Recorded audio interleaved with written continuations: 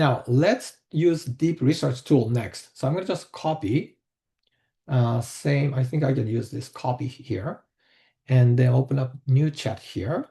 And then right here on the bottom here, so you see different type of tools.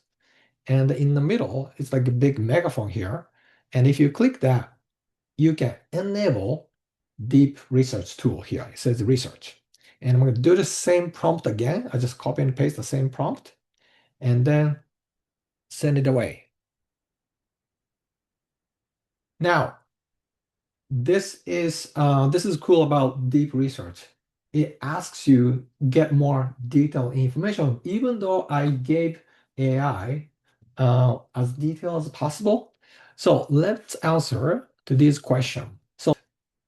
So instead of like waiting, I'll show you the grant opportunity I did yesterday here. Okay, so this prompt is basically the same prompt was what I did like 2 minutes ago. And here's the answer. So if you wait 10 minutes, you get the answer like that. Okay.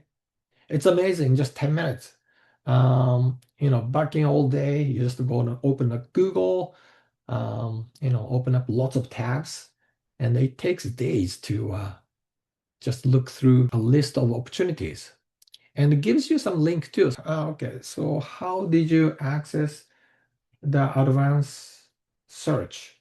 Oh, okay. So I think you meant deep research. So if that's the question, how do you access deep research? Okay. Now it's kind of here. It's kind of hard to see. On the bottom here, before like ask anything on the bottom here, and there's like 5 icons. Okay, so plus like when you upload like photos or files, and this is just regular web search. And the middle is called deep research. Now it says search. So before you enter prompt, you just click and then enable that. It turns blue. And then you type it and then turn it off.